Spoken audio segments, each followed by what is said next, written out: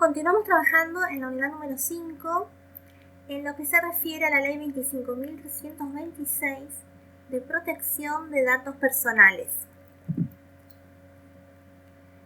Sobre los datos personales ya habíamos hablado con anterioridad y habíamos visto que está regulada en el artículo 43 de la Constitución Nacional. Este es un artículo muy importante porque habla del amparo en general y también hace una referencia al habeas corpus. Después se encuentra propiamente regulado en la ley 25.326, que es el que vamos a analizar en esta clase. Y también hay disposiciones de la Dirección Nacional de Protección de Datos Personales que también se ocupan de esta regulación.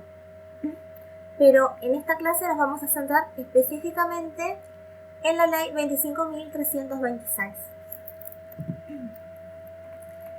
Vamos a ver primeramente los objetivos de la ley, que es la protección integral de los datos personales asentados en archivos, registros o bancos de datos públicos o privados destinados a brindar informes. Específicamente, otorga protección al tráfico informático de datos.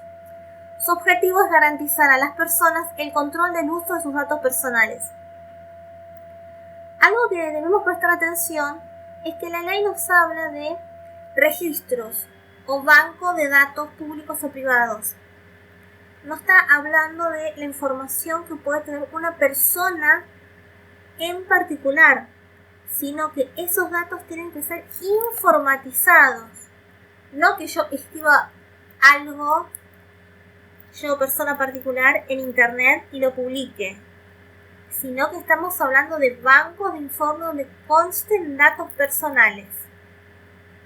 Y bueno, y lo que garantiza esta ley es que cualquier ciudadano va a poder tener acceso a esa información que se está brindando de él. La finalidad de la ley, o sea, el fin a lo que propende, tiende a garantizar el derecho al honor y a la intimidad de las personas, así también el acceso a la información que sobre las mismas se registre, conforme a lo establecido en el artículo 43, párrafo 3 de la Constitución Nacional. La Constitución Nacional también en el artículo 19 habla de la privacidad. Entonces, bueno, esto habla del derecho a la intimidad, al honor, a que no se vulnere mis datos, a que no se diga información errónea sobre mi persona.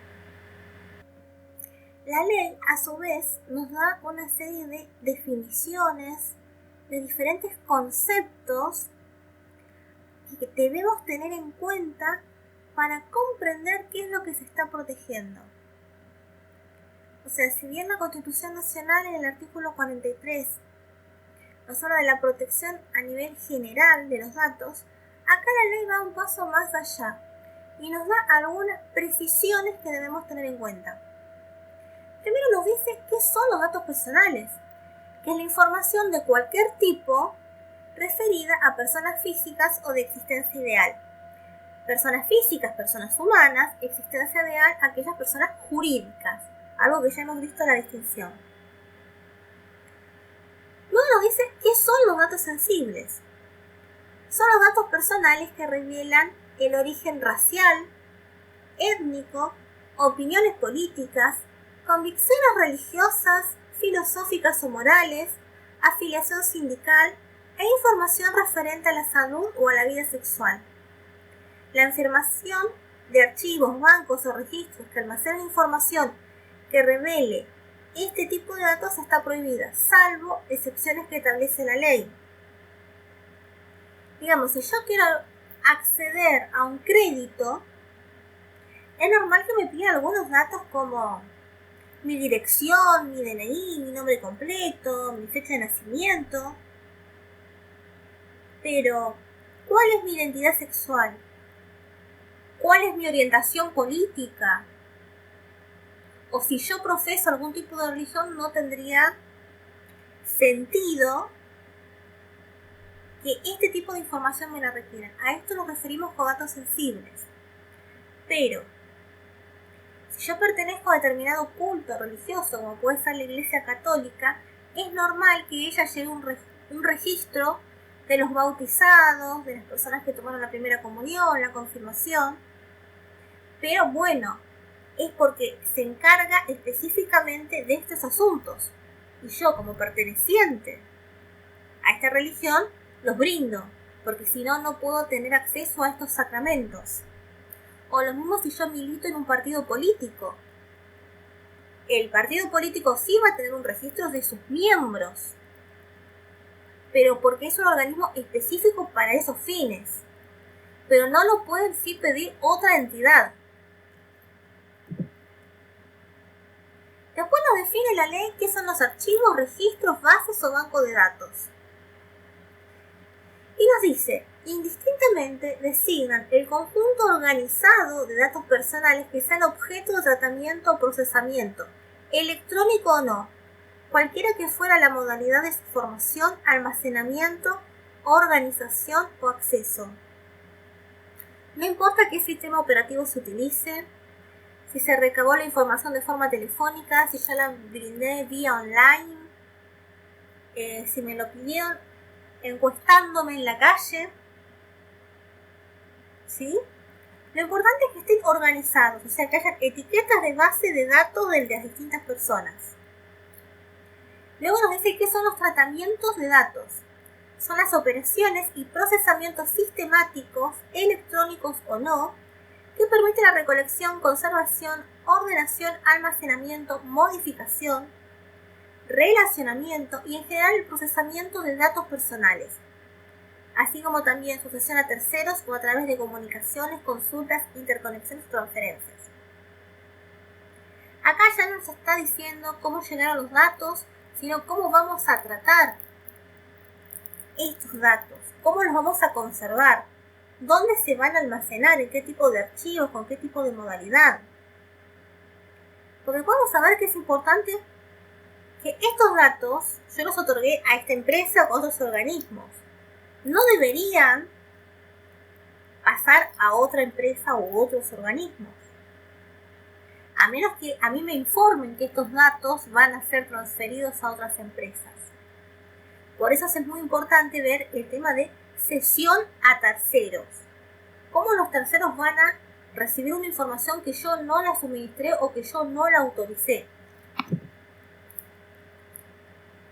Después tenemos al responsable del archivo, registro, base o banco de datos, que puede ser una persona física o de existencia real, pública o privada, que es titular de un archivo, registro o base o banco de datos.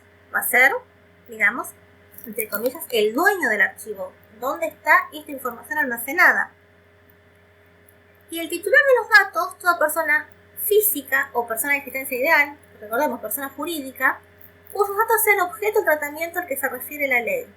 Yo soy la titular de los datos que consten en estos registros o bases de datos. Y el usuario de datos es toda persona pública o privada que realice el tratamiento de los datos, aquellos que van a manejarse y van a trabajar con esta información. La ley también tiene algunos principios que nos dicen cómo se deben recoger, almacenar y tratar este tipo de datos. El primero de ellos es el de pertinencia. Los datos personales que se recojan para su tratamiento deben ser ciertos, adecuados, pertinentes y no excesivos en relación al ámbito y finalidad para lo que se hubieran obtenido. Lo que habíamos dicho, si yo quiero tener acceso a una tarjeta de crédito, no se tiene por qué requerir mi ideología política, ni mi orientación sexual, ni mis pensamientos filosóficos, ni nada por el estilo. Deben ser pertinentes a lo que yo estoy pidiendo. En este caso, por ejemplo, una tarjeta de crédito. Hay cosas que no corresponden, por eso no pueden ser excesivos en relación al ámbito y la finalidad. De finalidad, el tratamiento de los datos debe obedecer a un fin específico. Bueno, va en relación a lo que venimos hablando. Para algo se solicitan estos datos. No puedo pedir datos porque sí. Van a ser utilizados para algo. Después justamente nos dice de utilización no abusiva. Los datos, objeto de tratamiento, no pueden ser utilizados para finalidades distintas o incompatibles con aquellas que motivaran su obtención. Yo brindo mis datos para que no me ofrezcan publicidades. O sea, asiento que no deseo recibir publicidades y mi información se comparte a sitios que ofrecen publicidades. Entonces, se repartió toda mi información personal, mi número de teléfono, mi dirección de correo electrónico, y ahora las empresas tienen 500 personas para ofrecerme publicidades cuando yo ingresé a un organismo específicamente para solicitar que no se me diera ese tipo de información. De exactitud. Los datos deben ser exactos y actualizarse en el caso de que ello fuere necesario.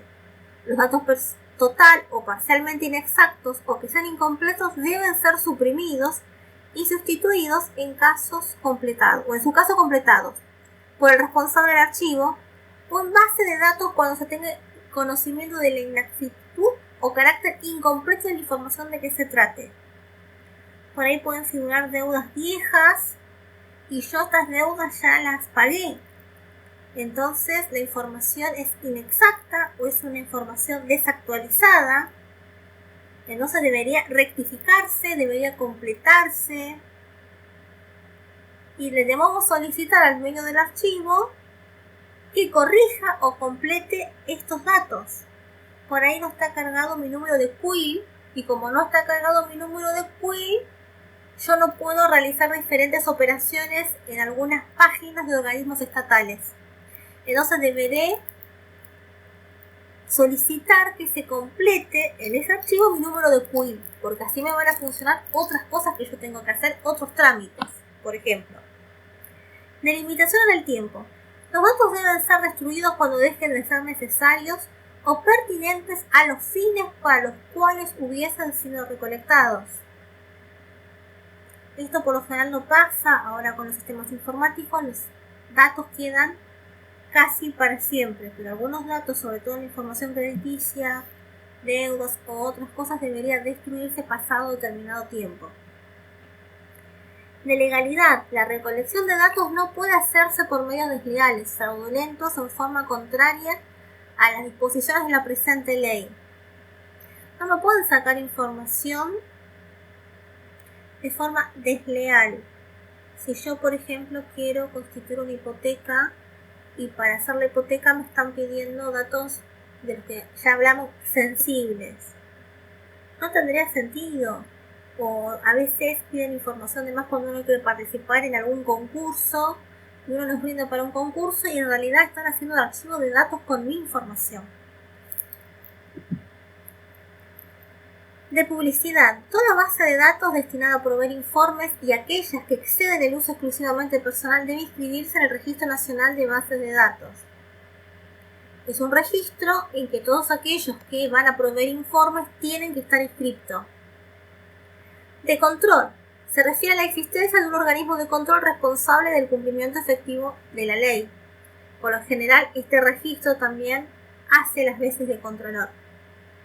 De seguridad. El responsable o usuario del archivo de datos debe adoptar las medidas técnicas y organizativas que resulten necesarias para garantizar la seguridad y confidencialidad de los datos personales, de modo de evitar su adulteración, pérdida, consumo o tratamiento no autorizado. Pensemos, por ejemplo, en los hackers, que se infiltran en una base de datos y roban información sensible o privada de los usuarios. Bueno, aquellos que sean responsables de estos organismos o bases de datos van a tener que contratar los software o el personal necesario para evitar este tipo de intrusiones no deseadas. De defensa de los datos sensibles. Ninguna persona puede ser obligada a proporcionar datos sensibles. Todo tiene una excepción. Veremos que si estamos en el médico y queremos realizar un determinado tratamiento, quizás sí deberemos informar cosas privadas de nuestra salud. Sobre todo, por ejemplo, si queremos ser donante para un trasplante intervivos. Voy a tener que brindar información sensible sobre mi estado de salud, porque esa acción lo requiere. Pero En otras circunstancias nadie tendría que pedirme información sobre mi estado de salud, por ejemplo. Otro principio importante es el del consentimiento.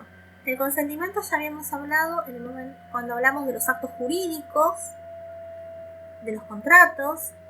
Bueno, acá también vamos a hablar del consentimiento. El tratamiento de datos personales es ilícito cuando el titular no hubiera prestado su consentimiento libre, expreso e informado, el que deberá constar por escrito o por otro medio que permita se le equipare, de acuerdo a las circunstancias.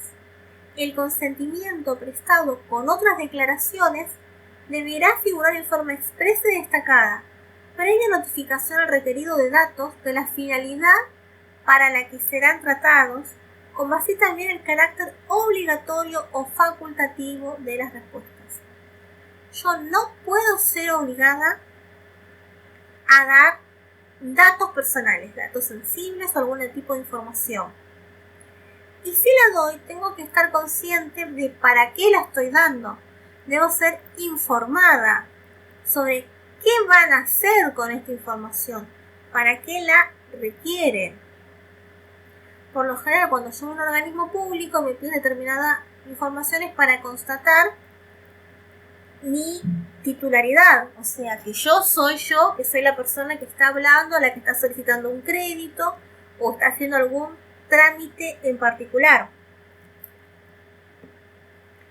Pero ante esto también tenemos excepciones, en las que no se me va a requerir el consentimiento. Esto lo prevé la ley. Cuando los datos se obtengan de fuentes de acceso público restricto, en determinados lugares van a estar mi información que yo la di, bueno, en esos casos no va a ser necesario mi consentimiento. Cuando se recabe para el ejercicio de funciones propias de los poderes del Estado o en virtud de una obligación legal. Poderes del Estado, poder judicial, poder legislativo, poder ejecutivo. O sea, mis nombres, mi dato personal completo, si yo soy una persona pública, por ejemplo, van a estar al acceso de cualquier persona. En los procesos judiciales, los procesos son públicos, excepto los casos de familia o que se haya pedido una reserva expresa, pero son de acceso general. Se trata de listados cuyos datos se limiten a nombre, documento nacional de identidad, identificación tributaria provisional, ocupación, fecha de nacimiento y domicilio. Estos datos, digamos que están en varias bases de datos distintas, como puede ser ANSES, AFIP. Bueno, como estos datos están en varios lados, digamos que no se va a requerir mi consentimiento para utilizarlos. Derivan de una relación contractual científico-profesional del titular de los datos y resulten necesarios para su desarrollo o cumplimiento. En una relación contractual yo misma brindé mis propios datos para realizar el negocio jurídico o cuando se está llevando, por ejemplo, un equipo de investigación, algunos fines científicos, bueno, los datos se van a utilizar. Se trata de ciertas obligaciones de informaciones en operaciones financieras. Por lo general los bancos suelen usar información. Yo le di mi información al banco A, pero el banco A se la pasa al banco B y el banco C al banco D. Entonces estas cosas a veces suelen estar conectadas o hay organismos externos que prevén información al banco en el que yo le digo, mire, yo no tengo deudas, entonces el banco ingresa a una base de datos y ahí le va a saltar, por así decirlo, va a constar que sí, que yo tengo deudas, que yo soy una persona morosa, entonces este crédito quizás no me lo va a aprobar, no me lo va a otorgar. Veamos ahora los derechos de los titulares de datos personales. Recordemos que los titulares de datos personales pueden ser tanto personas físicas como de existencia ideal, que son aquellas que conocemos como personas jurídicas. El primero, el derecho de oposición. Es el derecho a negarse a facilitar un dato de carácter personal en el caso de que no sea obligatorio hacerlo. Si bien no cuento con un apartado especial como el resto de los derechos, la posibilidad de ejercerlo se desprende del texto del inciso 1 del artículo 7, que expresamente reza que ninguna persona puede ser obligada a proporcionar datos sensibles. Volvemos una vez más sobre el ejemplo que es el más claro. Para yo solicitar un crédito o el otorgamiento de una tarjeta de crédito, mi religión o la falta de ella, si yo no profeso ninguna, no debería ser un dato que se me debería requerir y yo válidamente me podría oponer a suministrarlo. El derecho de información. Al recolectarse datos se debe informar previamente al titular la finalidad y destinatario de los datos, a dónde van a ir a parar y para qué esos datos. Existencia del banco de datos, identidad y domicilio del responsable. El carácter obligatorio o facultativo de las respuestas. Si ven, en algunos formularios suele haber un asterisco que dicen respuesta obligatoria, o sea que todo aquello que no tenga un asterisco suele ser de información facultativa, que no es obligatoria. Consecuencia de proporcionar datos o negativa a hacerlo. Quizás a mí, si yo no quiero dar mi número de DNI, no me van a otorgar el crédito. Facultad del titular de ejercer los derechos de acceso, rectificación o supresión. Yo necesito o debo poder cambiar o rectificar algún dato, que no es una información errónea, o suprimir algo. Por ahí algo cambió. Yo cuando completé estos datos, mi estado civil era casada. Ahora yo me divorcié y mi estado civil es divorciada, por lo cual yo quizás en algún dato necesito rectificar y actualizar este tipo de información. El derecho de acceso. Derecho del titular de los datos a solicitar y obtener información de sus datos personales, incluidos los bancos de datos. Se complementa con la obligación que se les impone a los responsables de la base de datos de permitir el ejercicio del derecho al acceso titular, a fin de que cualquier persona pueda conocer no solo si sus datos personales figuran en una base de datos, sino también cuáles son. Este derecho es la médula de lo que comúnmente se conoce como habeas data. El habeas data, recordemos que está regulado en el artículo 43 de la Constitución Nacional. Bueno, básicamente lo que venimos hablando, tengo que tener el derecho a acceder a esta información. Luego, el contenido de la información. La información debe ser suministrada en forma clara, exenta de codificaciones y en su caso acompañada de una explicación.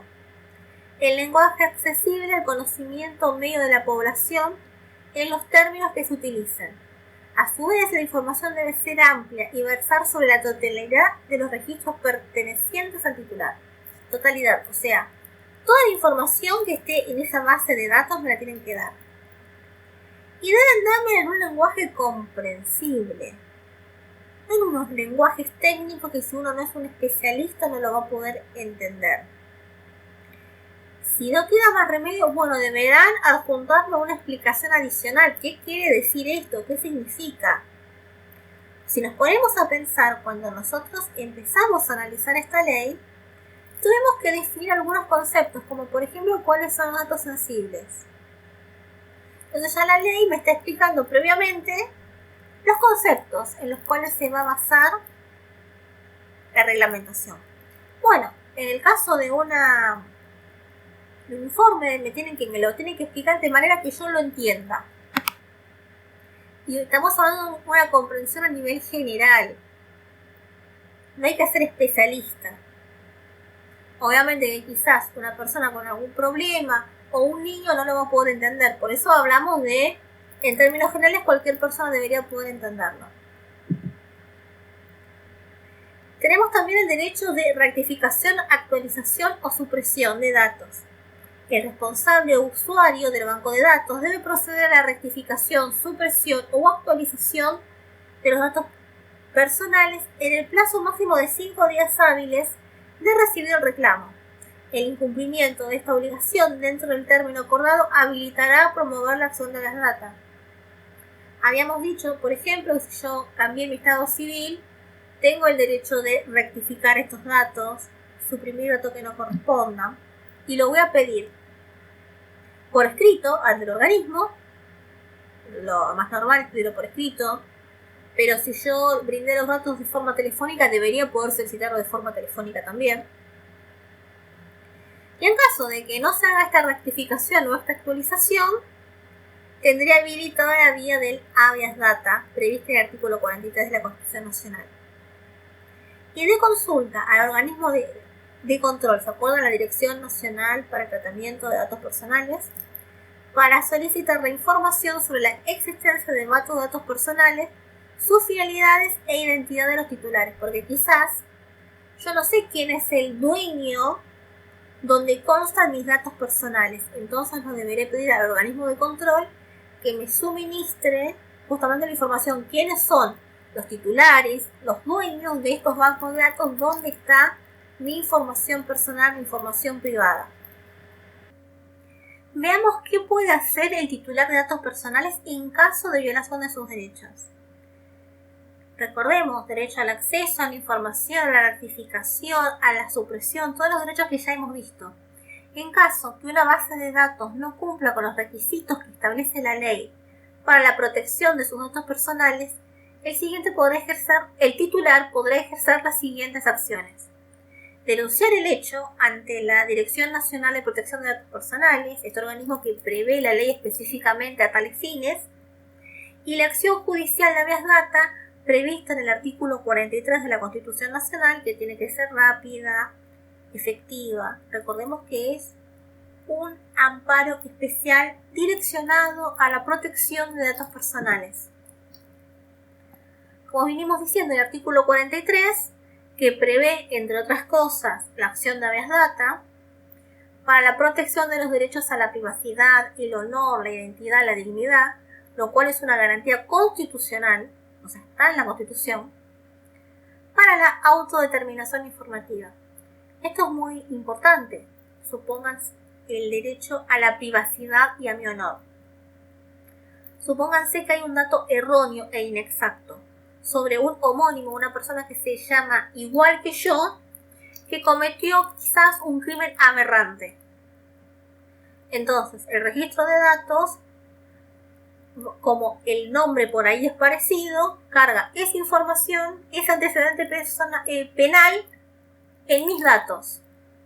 Entonces mi honor, mi credibilidad se ve alterada porque no fui yo quien cometió este crimen aberrante, lo cometió otra persona que se llama igual que yo.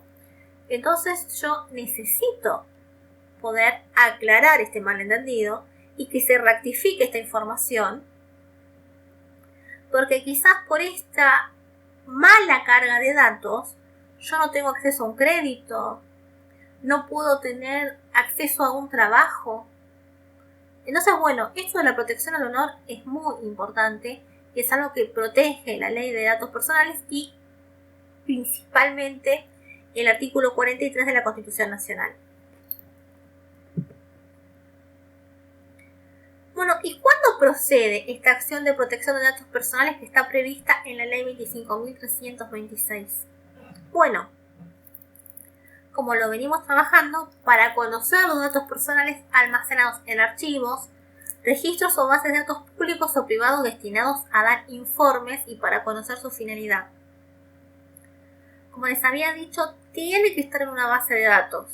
No puede estar en la memoria del informante. Yo no puedo promover la acción prevista en la ley 25.326 o la acción de habeas data para conocer información que esté en la memoria de una persona. Tiene que estar en la base de datos, independientemente de cómo hayan sido almacenados. Recordemos que la tecnología va cambiando, va modificando, va evolucionando. Bueno, no importa cómo se haya obtenido o cómo se haya almacenado. Debo yo poder conocer y tener acceso a esta información.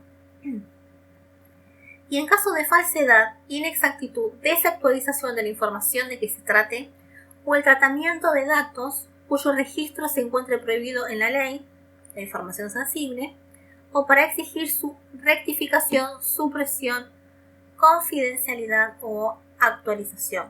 En estos casos, en todos estos casos, va a proceder la acción de datos, la protección de datos personales previstas en la ley.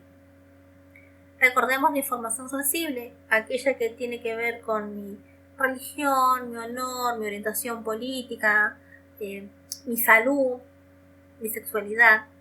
Todo esto no debería estar, yo puedo pedir la confidencialidad. Imagínense si fuera pública la información médica, no puede ser pública. Únicamente tiene que estar en el centro de salud. ¿Y quiénes pueden ejercer esta acción? Las personas físicas, el afectado, sus tutores o curadores, los sucesores en línea directa o colateral hasta el segundo grado, por sí o por apoderado. Supongan que hay una información errónea sobre mi padre o sobre mi hijo menor de edad. En este caso,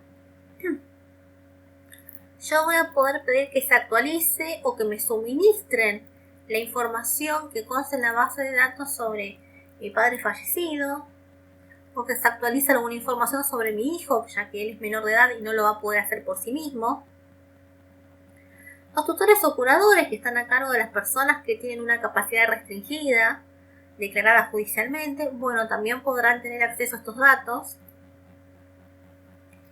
Y también, por ejemplo, las personas jurídicas, sus representantes legales o apoderados. En el caso de una sociedad anónima, por ejemplo, el presidente de la sociedad anónima o quien ésta designe, el gerente en una SRL, va a poder accionar de esta forma.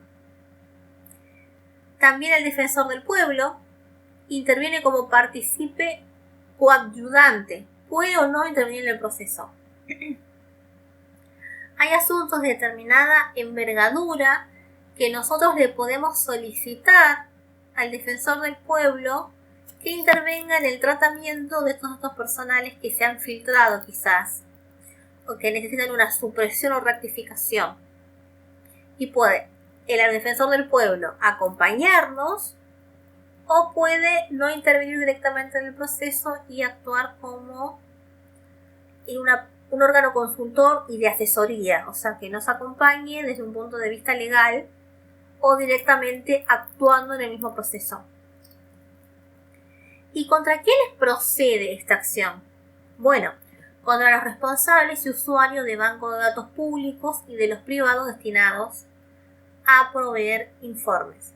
Todos aquellos que son titulares de bancos de datos en organismos públicos del Estado, de las provincias o privados, van a ser pasibles, susceptibles de que se les pueda ejercer esta acción si ellos no se adecúan a lo previsto por la ley, sino dan el acceso o no rectifican la información cuando se les solicita.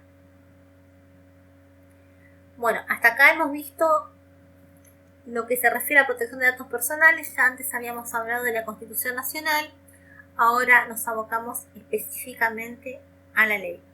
Cualquier duda que tengan sobre este tema me pueden escribir. Y nos vemos en la próxima clase. Hasta luego.